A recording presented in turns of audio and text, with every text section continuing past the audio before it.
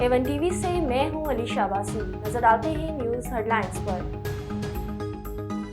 मुस्लिम league नून और Pakistan peoples party की क़यादत ने वफाक में हुकूमत साजी और पावर शेयरिंग का फार्मूला बता दिया।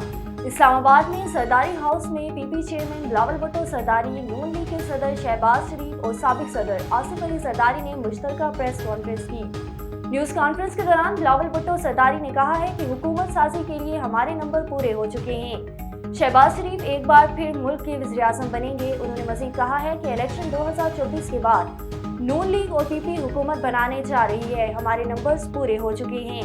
पीपी चेयरमैन ने मज़ीद कहा है कि वज़ारत-ए-उज़्मा के लिए शहबाज शरीफ और सदर ममलिकत के लिए आसिफ अली ज़रदारी हमारे मुश्तरका उम्मीदवार होंगे।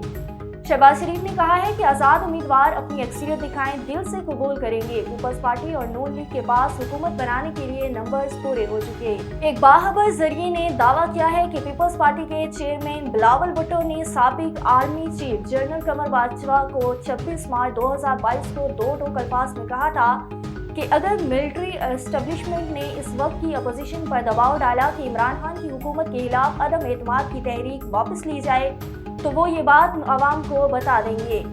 सियासतदान इस मुलाकात में शरीक हुए थे जो मौलाना फजल रहमान के इस इल्ज़ाम की वजह से तनाज़े का मरकज़ बन गई थी। उस वक्त की अपोजिशन ने इमरान खान की हुकूमत के खिलाफ अदम एतमाद की तहरीक जनरल बाजवा की एमा पर पेश की थी। पाकिस्तान तहरीक इंसाफ और जमात इस्लामी ने इंतखाबी नताइज के खिलाफ मुश्तरका जदोजहद पर इत्तफाक किया था। कराची में पीटीआई वफद ने अदारा नूर हक में हाफिज नईम और रहमान से मुलाकात की। पीटीआई वफद में हलीम आदिल शेख, अली अहमद, राजा अजहर और आलमगीर खान शामिल थे।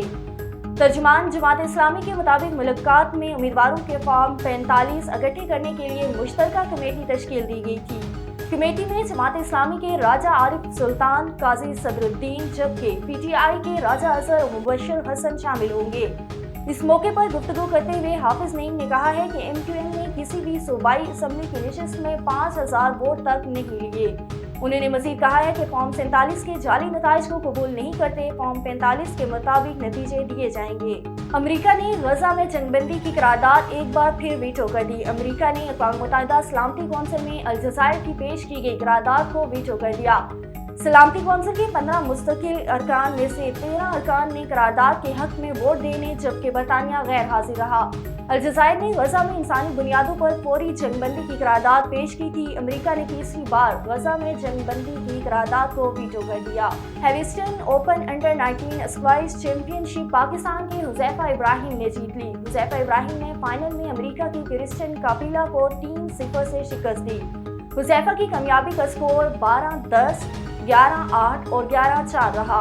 हुज़ैफा इब्राहिम ने सेमीफाइनल में भी अमेरिकी खिलाड़ी को 3-1 से शिकस्त दी थी।